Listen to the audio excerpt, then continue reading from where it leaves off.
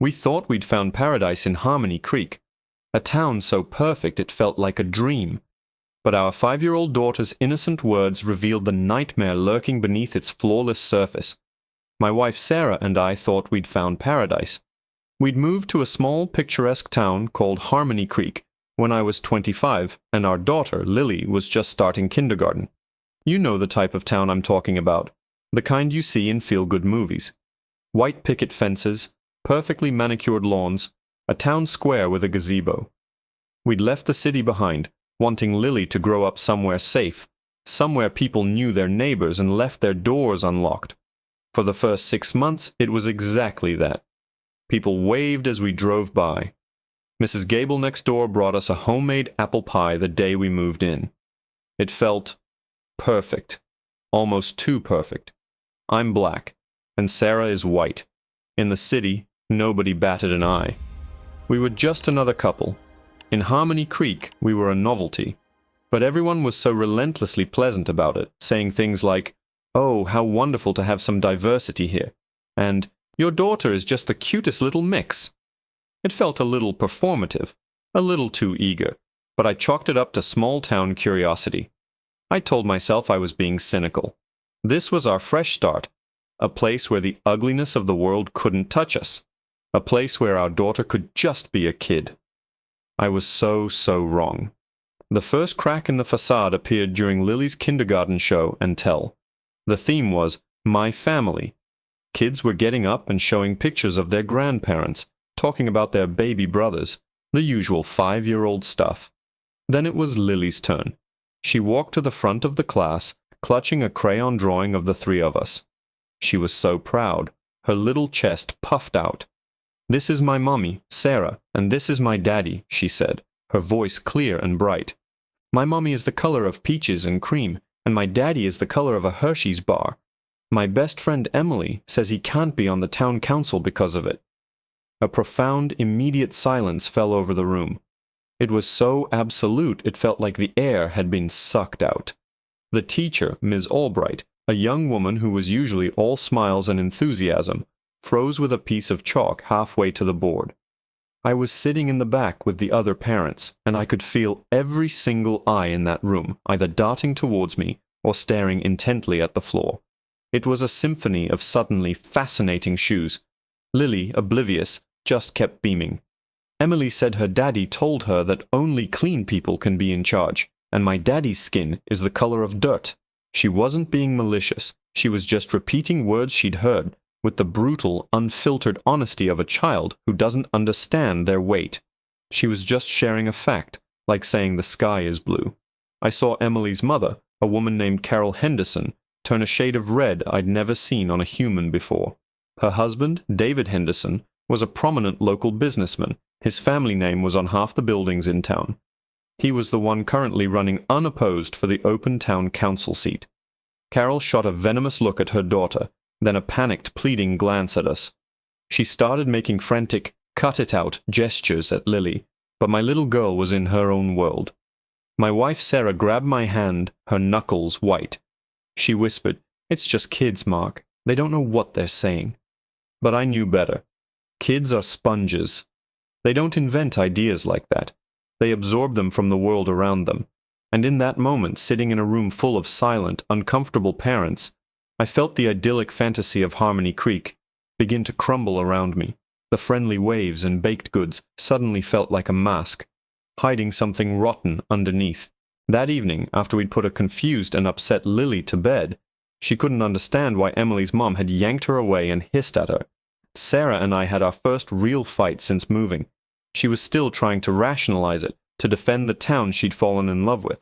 "David Henderson is always so nice to us," she argued. "He probably said something that Emily misunderstood. You can't judge an entire town based on a 5-year-old's game of telephone." "The color of dirt, Sarah," I shot back, my voice rising. "Only clean people can be in charge. That's not a misunderstanding. That's poison. And they're feeding it to their kids." I felt a cold dread seeping into my bones. This wasn't just a slip of the tongue. This was a glimpse into what these people said behind closed doors, when their performative neighborliness was packed away. Just as our argument was reaching its peak, the doorbell rang. My heart hammered against my ribs. It was late, almost 9 o'clock. I looked through the peephole and my blood ran cold. Standing on our pristine welcome mat, bathed in the yellow glow of the porch light, was David Henderson. He was alone, and he was smiling, a placid politician's smile that didn't reach his eyes. I opened the door, a knot of apprehension tightening in my stomach. "Mark, Sarah," he said, his voice smooth as silk. "Sorry to drop by so late. I heard there was a bit of a misunderstanding at school today. Kids, you know, they have such wild imaginations." He chuckled, a hollow sound that didn't carry any warmth. "I just wanted to come by, neighbor to neighbor, and make sure we're all still on the same page." He paused, his smile tightening just a fraction. "Harmony Creek is a special place. We all work very hard to keep it that way. It would be a real shame if loose talk and childish stories were to disrupt the harmony we've all built here." The word harmony hung in the air between us, heavy and sour. It wasn't a description. It was a threat. My wife, who had been trying to find any reason to excuse this town, seemed to shrink beside me. The last ounce of her hopeful denial evaporated, replaced by a cold, sharp fear I could see in her eyes. I stepped forward slightly, blocking Sarah from his view. "I think you need to leave, David," I said, my voice dangerously calm.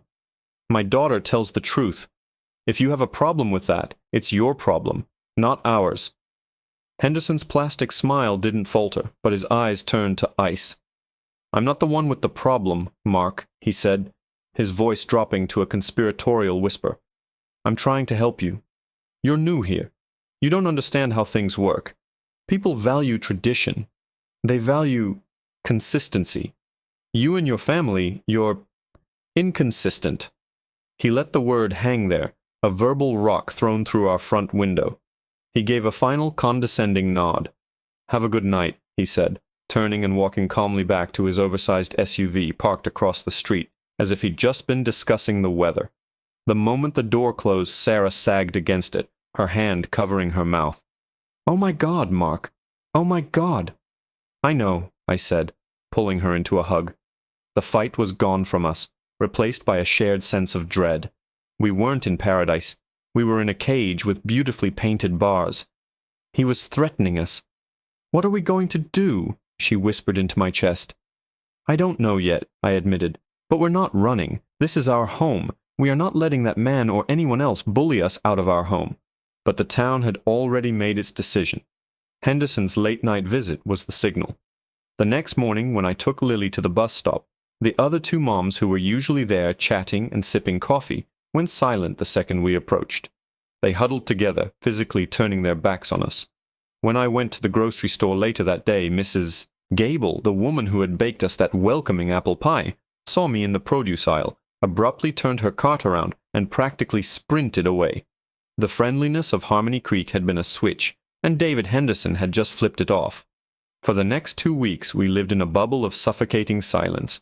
No more friendly waves. No more small talk at the post office. We were ghosts in our own town.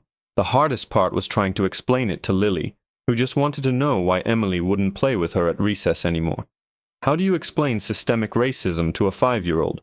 How do you tell her that the very people who were supposed to be her friends and neighbors were judging her for the color of her father's skin? I decided to fight silence with presence. I started volunteering at the local library. I offered to help coach the Pee Wee soccer team. I would show them. I would be the most engaged, helpful, model citizen they had ever seen. I would make them see the man, not the color.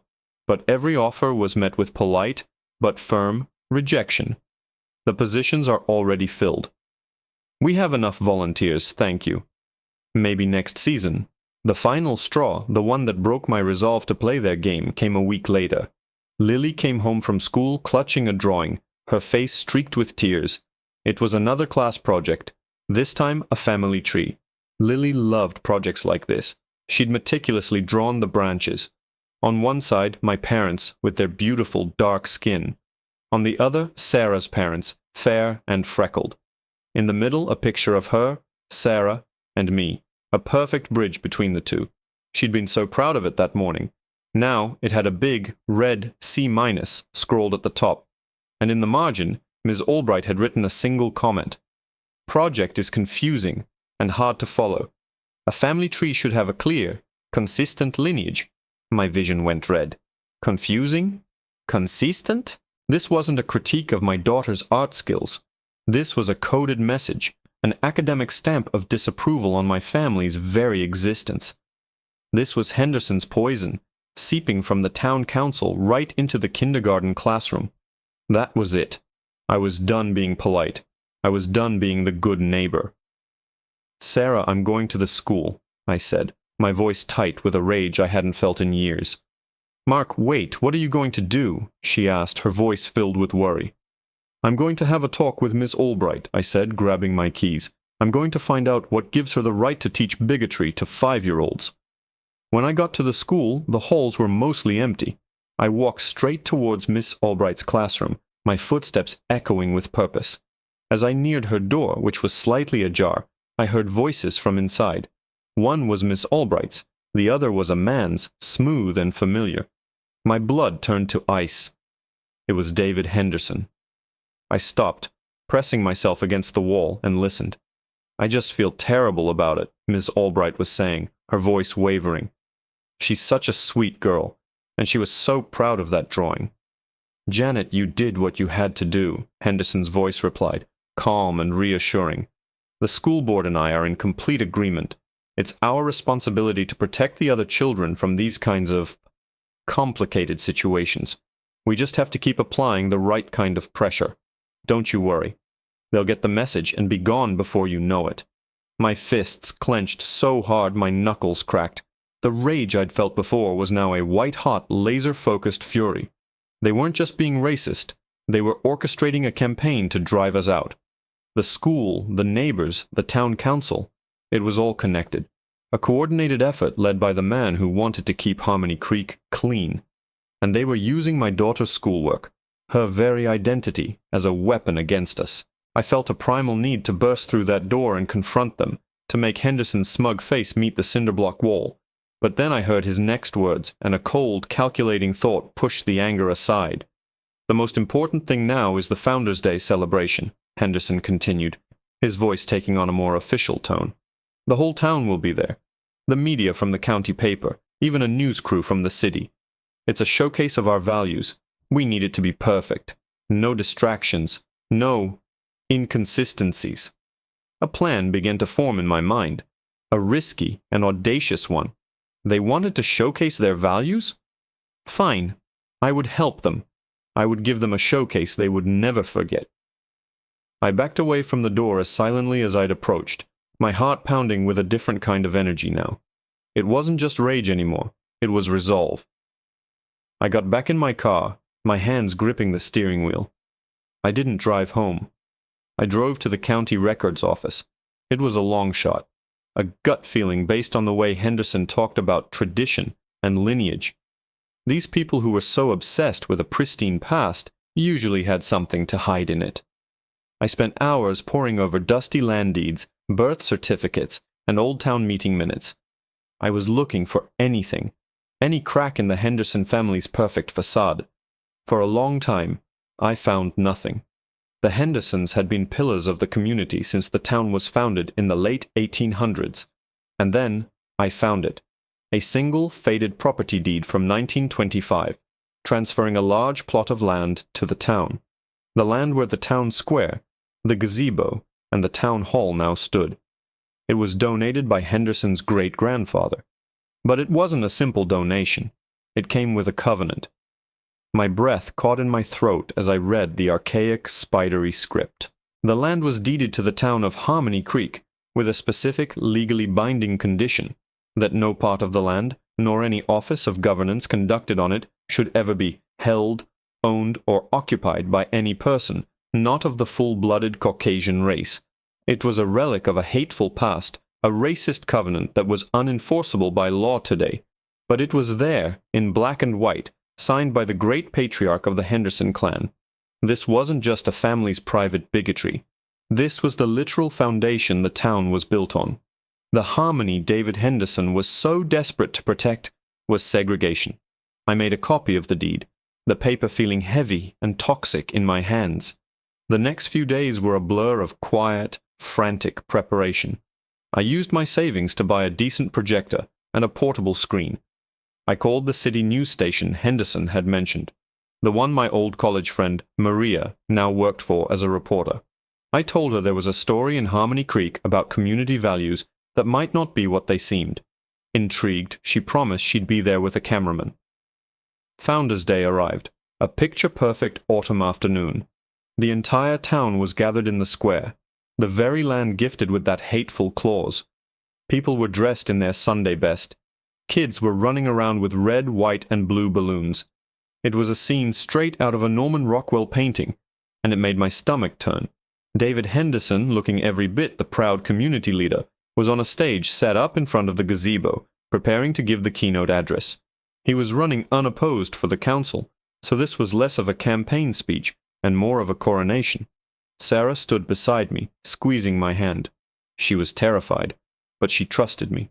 Lily was with her, holding a balloon, blissfully unaware of the storm that was about to break. I had my projector and laptop hidden in a large duffel bag. My heart was a drum solo against my ribs. Henderson stepped up to the podium, beaming at the crowd. "My friends, my neighbors," he began, his voice amplified by the microphone. "For over 100 years, Harmony Creek has been a shining example of community, a place where we uphold the values of our forefathers, a place of peace, of tradition, of harmony." That was my cue. As he basked in the polite applause, I slipped away from Sarah, making my way to the side of the town hall. It had a large, blank, white-painted brick wall that faced the square, the perfect screen. I quickly set up the projector, my fingers fumbling with the cables. I took a deep breath, aimed the lens, and hit on. An enormous magnified image of the 1925 deed flickered to life on the wall, dominating the idyllic town square. The spidery, racist script was projected 10 feet high for everyone to see. A confused murmur rippled through the crowd. People squinted, trying to make out the words. Henderson, blinded by the stage lights, hadn't noticed it yet. He was still smiling, about to continue his speech. I pulled out a small battery-powered megaphone I'd bought, raised it to my lips, and spoke. "Excuse me, Mr. Henderson." My amplified voice boomed across the square, sharp and clear, cutting through the murmurs. "Could you please read line 12 of your great-grandfather's gift to the town? The part about full-blooded Caucasians. I think the people of Harmony Creek would be very interested to hear about the real tradition you're so proud of." Every head in the town square swiveled. First to me, a black man holding a megaphone, an unwelcome disruption to their perfect afternoon. Then their eyes were drawn to the massive, undeniable document projected onto the wall behind the stage. The murmuring intensified as people closer to the front began to read the clause aloud, the hateful words spreading through the crowd like a virus. "Not of the full-blooded Caucasian race," as the phrase was whispered, then spoken, then shouted in disbelief by a few. On stage, David Henderson's face went through a rapid, ugly transformation. The politician's smile melted away, replaced by a mask of stunned fury. He stared at the projection, his mouth agape. Then his eyes locked onto mine. For a split second, I saw pure, unadulterated hatred in them. He looked like a cornered animal. The news camera, which had been focused on Henderson, swiveled towards the projection, then to me. Maria, my reporter friend, had a look of sheer professional hunger on her face. This was bigger than a small-town fluff piece. This was a bombshell. "What is the meaning of this?" Henderson sputtered into the microphone, his voice cracking. "This is a private historical document. This has no bearing on today." "Doesn't it?" I called back through my megaphone, taking a step forward. The crowd parted for me like the Red Sea. "You came to my house and threatened my family for being inconsistent. Your daughter told my daughter that my skin was the color of dirt. My daughter's teacher, on your instruction, failed her school project because her family tree wasn't consistent. This isn't just a historical document, Mr. Henderson. This is your playbook. You talk about tradition and harmony, but the tradition you're upholding is one of exclusion and hate. The harmony you want is the silence of anyone who doesn't look like you." A wave of shock rolled through the crowd. This was no longer about an old piece of paper. This was about their neighbors. I could see people looking at Sarah, Lily, and me. I saw dawning comprehension on some faces, shame on others. Mrs. Gable, the pie lady, wouldn't meet my eyes. Carol Henderson was trying to pull her husband off the stage, but he was frozen, trapped in the spotlight of his own legacy. "That's a lie," he roared, but the conviction was gone from his voice. It was the desperate denial of a man watching his world crumble. But I wasn't done. I took a deep breath. "My daughter, Lily, is 5 years old," I said, my voice now shaking, not with fear, but with righteous anger. "She came to this town thinking it was a paradise, and in less than a year, you taught her that the color of her daddy's skin is something to be ashamed of. You tried to make my family feel unwelcome, to bully us into leaving so you could maintain your perfect, clean little town. Well, we are not leaving. This is our home, and we will not be silenced." The silence that followed was deafening. It wasn't the uncomfortable silence of the kindergarten classroom. It was a heavy, contemplative silence. Then a single person started to clap. It was an elderly man near the front I didn't recognize. Then another joined in, and another. It wasn't a thunderous ovation, but it was a start. It was a crack in the dam of conformity. Maria, the reporter, was now right in front of Henderson, peppering him with questions he couldn't answer. The Founders' Day celebration fell apart. Henderson and his wife made a hasty, humiliating exit from the stage, heckled by a small but growing number of residents. In the days that followed, the story exploded. Maria's report went viral. "Harmony Creek's Racist Secret" was the headline. The unenforceable covenant was a scandal, but the real story was the coordinated modern-day campaign to drive my family out. The school board launched an immediate investigation. Miss Albright was suspended and later resigned. Under immense pressure and public shame, David Henderson not only withdrew from the town council race, but put his house up for sale. The Hendersons were gone within a month. The town didn't magically transform overnight. We still got cold shoulders in the grocery store from some of the old guard. But something had fundamentally shifted. The mask was off. The ugliness had been exposed to the light, and many people were genuinely horrified to see what they had been complicit in through their silence. People started talking to us again. First, it was hesitant apologies. Mrs. Gable showed up on our doorstep one evening, not with a pie, but with tears in her eyes, stammering about how she was so sorry, and had just gone along. We started getting invited to neighborhood barbecues. Slowly, tentatively, the town began the painful process of becoming the place it had only ever pretended to be. I ended up running for the open town council seat myself. It was a contentious election, but I won. The night I was sworn in, standing in the town hall built on that hateful land, I looked out at the crowd. I saw Sarah and Lily in the front row, beaming, and I saw a town that was finally ready to stop pretending. My daughter's honesty hadn't just unveiled the town's racism, it had forced it to confront its own reflection, and in doing so, it gave Harmony Creek a chance to finally, truly live up to its name.